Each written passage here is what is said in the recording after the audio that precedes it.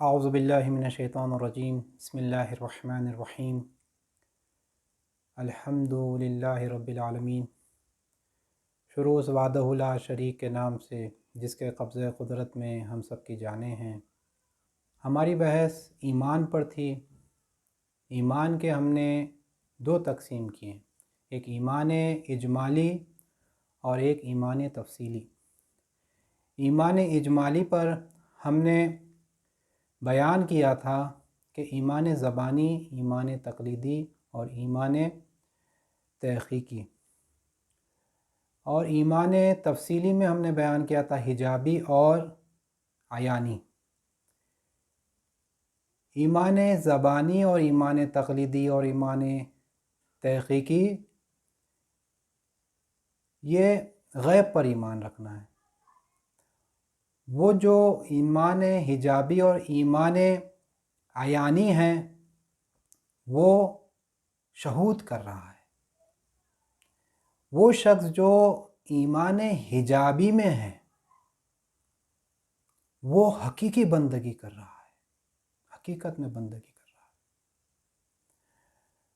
وہ حال ہمیشہ اس کے اندر نہیں پایا جاتا، ہو سکتا ہے کہ کچھ دن اس کے ساتھ رہے، کچھ مہینے۔ اگر اس حال کو ہمیشہ جو ہے اس کے پاس برقرار رکھنا ہے تو اسے پریکٹس کرنا ہے، ریاضت کرنا ہے، مراقبہ کرنا ہے، تاکہ وہ حال مقام میں تبدیل ہو جائے، یعنی اس کے جسم کا حصہ بن جائے یا اس کے وجود کا حصہ بن جائے۔ جب وہ چاہے وہ حالت اس پر طاری ہو جائے، تو اس کے لیے اسے ثابت قدمی رہنا بہت ضروری ہے، ایمان پر ثابت قدمی۔ ایسی بصیرت چاہیے، ایسی باطن بصیرت چاہیے،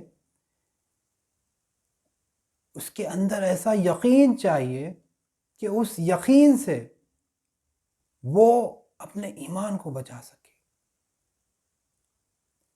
اس کے بعد وہ جو نیت کر رہا ہے یا پہلے جو نیت کیا ہے، ابھی وہ اس مرحلے میں ہے جہاں پر وہ مشاہدہ کر رہا ہے، مکاشفات کر رہا ہے۔ وہاں پر کیا ابھی بھی وہی نیت ہے اس کی، یا شہود اور مکاشفے کے پیچھے چلے گیا ہے؟ اس کی نیت کیا تھی؟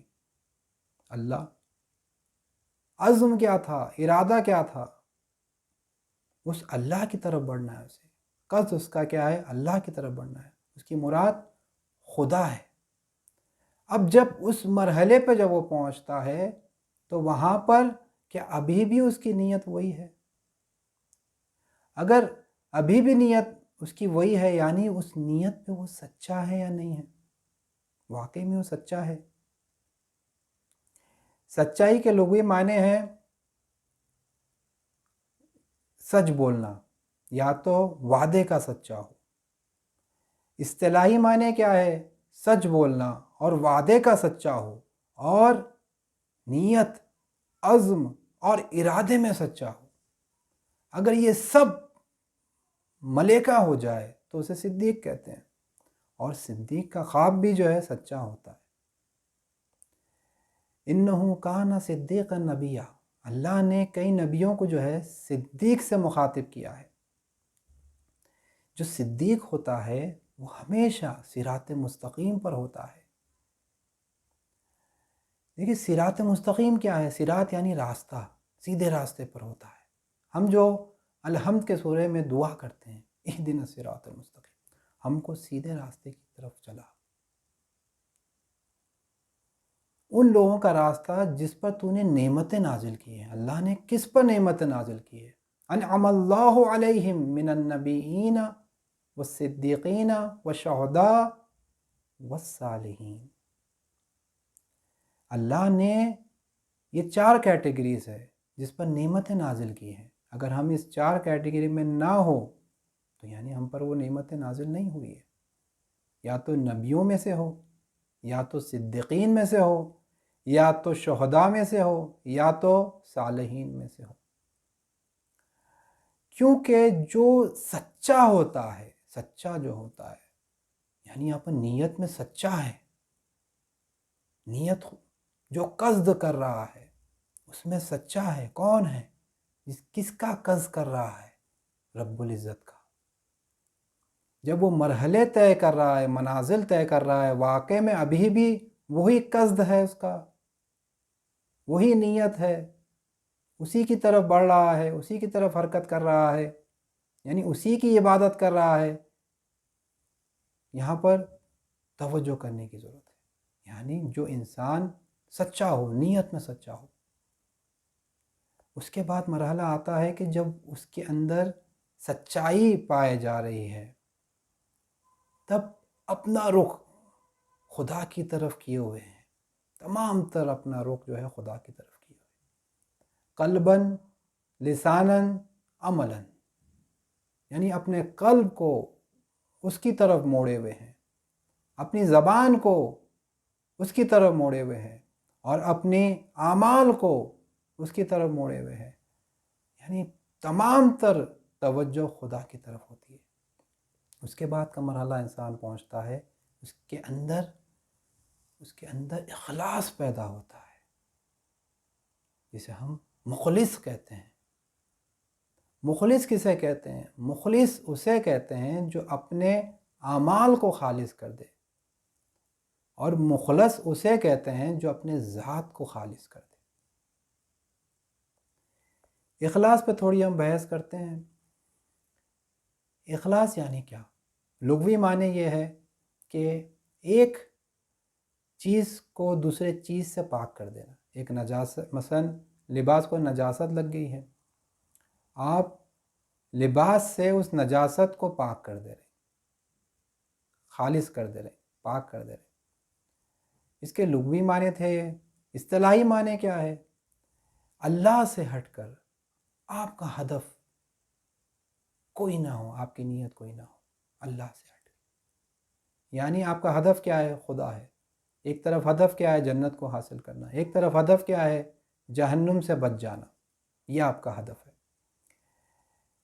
جنت کو حاصل کر لینا، جہنم سے بچ جانا، یا اور کئی دنیاوی اہداف ہے آپ کے پاس، مگر جو خالص ہوتا ہے صرف اور صرف خدا کو چاہتا ہے، خدا سے ہٹ کے کسی کو نہیں چاہتا، یعنی وہ مخلص ہے، یعنی اپنے اعمال کو خالص کر دیا ہے۔ جب اپنے اعمال کو وہ خالص کر دیتا ہے تو وہ شرک سے بچ جاتا ہے۔ ایک ہے شرک جلی، ایک ہے شرک خفی۔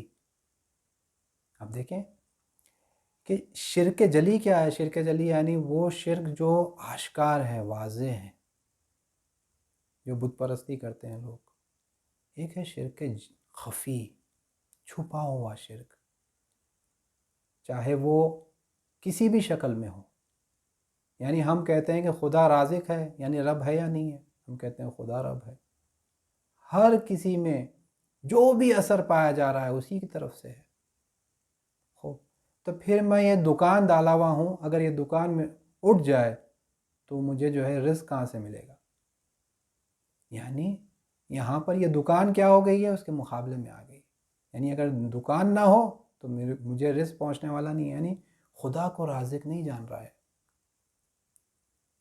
خوب، اس طریقے سے کئی ہمارے اعمال ہوتے ہیں، اگر میں جا کے جو ہے نا مراقبہ، محاسبہ نہ کروں، پریکٹس نہ کروں، تو میں کیا وہ حرکت کر سکتا ہوں؟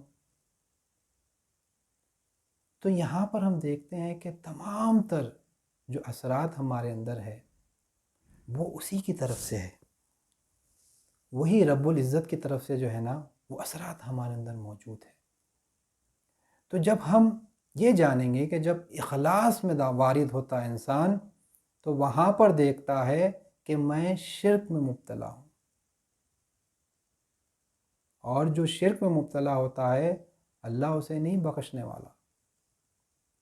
ہر اعمال آپ کے جو ہے بخشے جائیں گے، مگر وہ جو شرک میں مبتلا ہے اس کے اعمال بخشے نہیں جائیں گے، جب تک کہ وہ شرک خفی سے بچ نہیں جاتا۔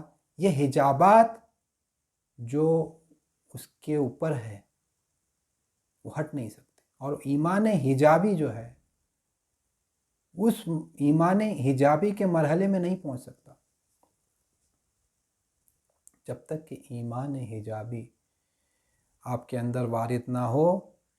آپ جو ہے شہود نہیں کر سکتے، اس حقیقت کو نہیں سمجھ سکتے اور اس کی طرف حقیقی حرکت نہیں کر سکتے، حقیقی عبادت نہیں کر سکتے. ایمان اگر کس کے پاس پایا جائے، یعنی انسان نیت کر رہا ہے، قصد کر رہا ہے، اس کے بعد اس کے اندر عزم پیدا ہو رہا ہے، اس کے بعد وہ ارادہ کر رہا ہے، ارادے کے بعد اس کے اندر شوق پیدا ہو رہا ہے، شوق کے بعد اس کے اندر محبت پیدا ہو رہی ہے، پھر محبت کے بعد اس کے اندر معرفت پیدا ہو رہی ہے، معرفت کے بعد اس کے اندر یقین پیدا ہو رہا ہے. یہ مرحلے بے مرحلے وہ طے کرتا ہوا اس یقین تک پہنچتا ہے. یہاں دیکھیں پہلی چیز جس کی طرف مجھے توجہ کرانا تھا وہ تھا کہ علم، خدا کی شناخت. اس کے بعد کی ہماری بحث تھی توبہ. توبہ توبہ کسے کہتے ہیں؟ توبہ یعنی گناہ سے پلٹ جانا. کس کی طرف پلٹ کر جا رہا ہے؟ خدا کی طرف. تو گناہ کی شناخت بھی اسے ہونی چاہیے کہ گناہ ہے کیا. جب تک کہ گناہ کی شناخت نہ ہو تو وہ توبہ نہیں کر سکتا. دوسرا یہ ہے کہ کچھ شرائط ہیں توبہ کی، یعنی اسے پتہ ہو کہ کمال کیا ہے. ہم نے کمال پر کافی بحثیں کی ہیں. یہاں پر جو ہے 3 اس میں جو ہے بخش کرتے ہیں. یا تو کمال کیا ہے؟ لوگوں کے نزدیک کمال یہ ہے کہ جنت کو حاصل کر لینا. کچھ لوگوں کے نزدیک کمال یہ ہے کہ جہنم سے بچ جانا. کچھ لوگوں کے لیے کمال یہ ہے کہ وہ راضی ہو جائے، قرب حاصل ہو جانا. دوسری شرط یہ ہے کہ کمال کے وہ نقص کیا ہے، اس کے مقابلے میں نقص ہے، اس کے مقابلے میں نقص ہوتا ہے. کمال اس کے مقابلے میں نقص کیا ہے، نقصان کیا ہے. اگر میں وہ کمال تک نہیں پہنچ سکتا تو کیا ہوگا؟ تو نقصان لوگوں کے نزدیک کیا ہے؟ کفر میں مبتلا ہو جانا، انکار کر دینا. دوسرا ہے کہ ثواب سے محروم ہو جانا. اور تیسرا یہ ہے کہ غضب الہی نازل ہو جانا. یہ پہلا. دوسری شرط کیا ہے؟ دوسری شرط یہ ہے کہ کمال کے فائدے کیا ہے. آپ کو پتا ہو کہ کمال کا فائدہ کیا ہے. آپ دیکھتے ہیں کہ فائدہ یہ ہے کہ اللہ مجھ سے راضی ہو جائے گا. اور نقصان کیا ہے؟ نقصان یہ ہے کہ خدا مجھ پر غضبناک ہو جائے گا، میرے پر غضبناک ہو جائے گا. یہ نقصان. توبہ انسان جو کرتا ہے، اگر کوئی توبہ نہ کرے تو علماء کرام کہتے ہیں اور احادیث میں موجود ہے کہ وہ ظالم ہے. توبہ عام ہوتا ہے، توبہ خاص ہوتا ہے، اور توبہ خاص الخاص ہوتا ہے. توبہ عام وہ ہوتا ہے کہ جو واجبات کو ترک کر دے اور حرام کام کو انجام دے، وہ کیا کرتا ہے؟ توبہ کرتا ہے. توبہ خاص کیا ہے؟ توبہ خاص یہ ہے کہ وہ مکروہات کو انجام دے یا مستحبات کو جو ہے نا ترک کر دے، یا گناہ کو لے کر غفلت میں آ جائے. یعنی اس مرحلے پہ پہنچا ہے کہ وہ غفلت میں آ گیا گناہ کو لے کر، جس کی وجہ سے وہ آگے نہیں بڑھ پا رہا ہے. ایک توبہ کیا ہے؟ یہ اولیاء خدا کی توبہ ہے. اللہ سے ہٹ کے کسی اور کی طرف توجہ کرنے لگے تو اس کو وہ گناہ سمجھتے ہیں اور توبہ کرتے ہیں.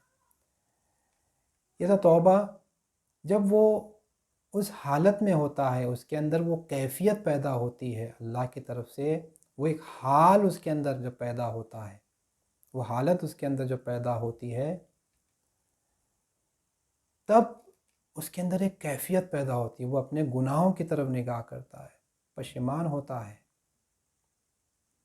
اور تمام گناہوں کو جب وہ دیکھتا ہے، نظر ڈالتا ہے، تو دیکھتا ہے کہ میں تو آگے بڑھا ہی نہیں ہوں، میں تو وہی ہوں، اتنے گناہوں میں میں مبتلا ہوں، میں اللہ تک پہنچا ہی نہیں ہوں اور حقیقی عبادت کیا ہی نہیں ہوں.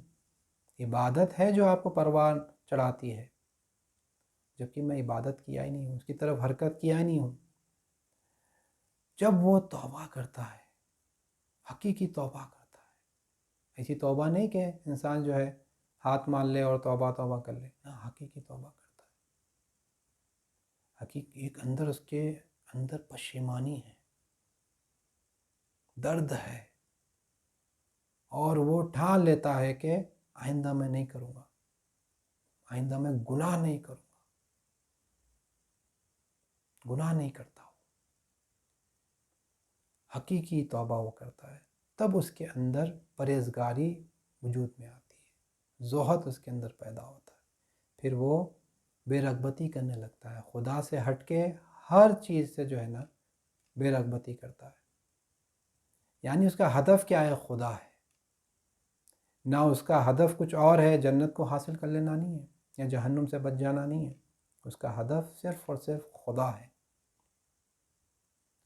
وہ خدا کے لیے پرہیز کر رہا ہے. پھر اس کے بعد اس کے اندر ایک طریقے کا فقر پیدا ہوتا ہے، یعنی ہر چیز رکھتے ہوئے اس کی طرف توجہ نہ کرنا، ہر چیز خواہش رکھتے ہوئے یا مال رکھتے ہوئے اس کی طرف توجہ نہ کرنا. تب وہ مراقبے کی طرف جاتا ہے، ریاضت کی طرف جاتا ہے. پہلے ریاضت کی طرف جاتا ہے، پریکٹس کرتا ہے اپنے اندر. اب وہ جان گیا ہے، اب وہ پریکٹس کرتا ہے، ریاضت کرتا ہے. ریاضت کیا ہے؟ جو ہم کہہ رہے ہیں پریکٹس، تمرین، پریکٹس. جو ریاضت کر رہا ہے اس کے ذہن میں دو چیز ہے. ایک یہ ہے کہ وہ جو اللہ کی طرف سے نعمتیں ہیں، وہ جو فیض ہے، مجھ تک کیوں نہیں پہنچ پا رہی؟ کیونکہ میرے اندر کچھ برائیاں ہیں. تو وہ چاہتا ہے کہ وہ برائی خود سے دور ہو جائے. کیسا ہوگی؟ وہ پریکٹس سے ہوگی. تو وہ پریکٹس کرتا ہے کہ وہ بد اخلاقیاں، رذائل اخلاقیاں اس سے دور ہو جائیں اور اچھے اخلاق اس کے اندر وارد ہو جائے، اور وہ اچھے اخلاق جو اس کی طرف لے کے جائے اور وہ فیض الہی اس کو حاصل کرائے.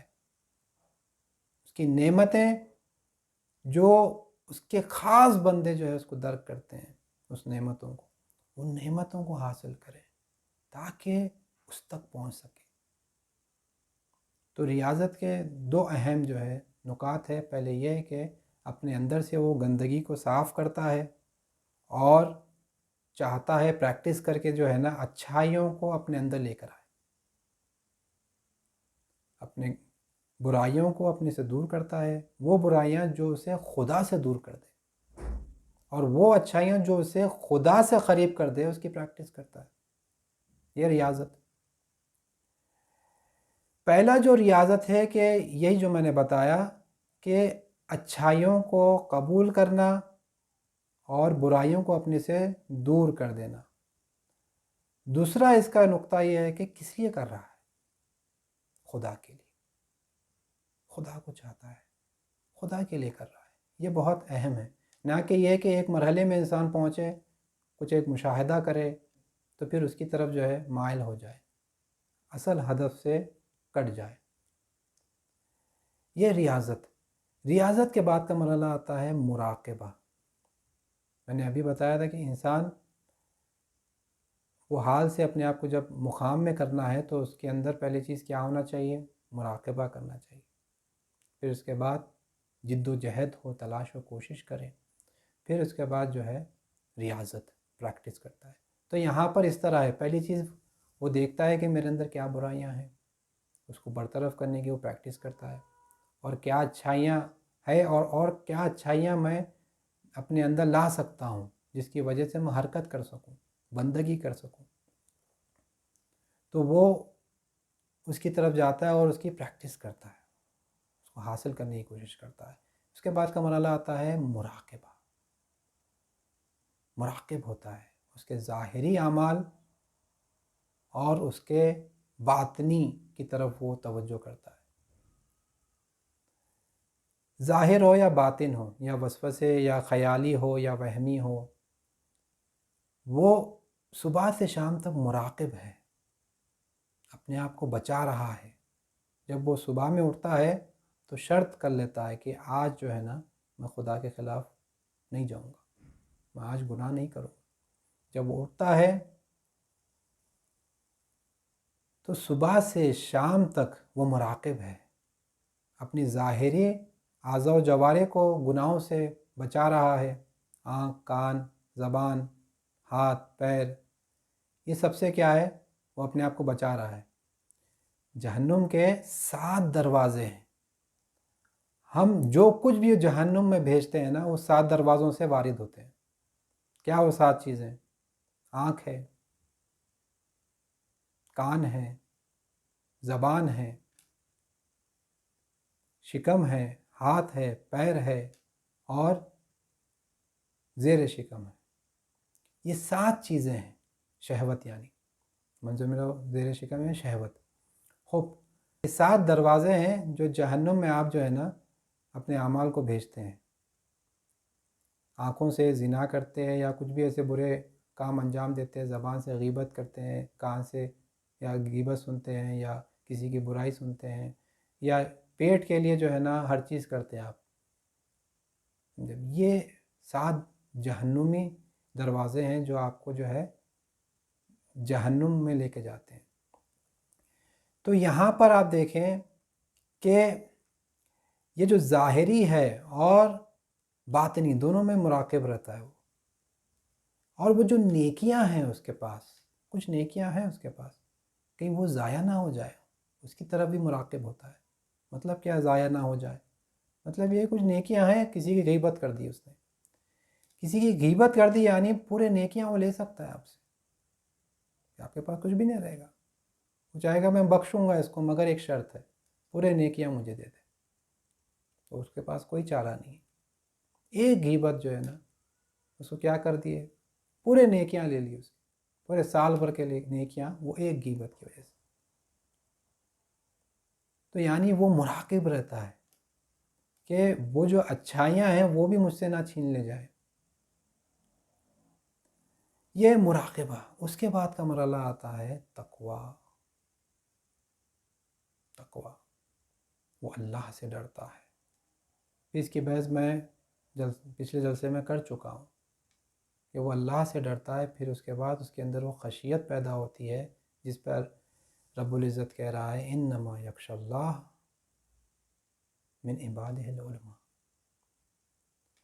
یعنی اس مرحلے میں انسان پہنچتا ہے جہاں پر وہ مشاہدہ کر رہا ہے، دیکھ رہا ہے، اب وہاں سے وہ حرکت کر رہا ہے، یعنی اب سچی بندگی کر رہا ہے۔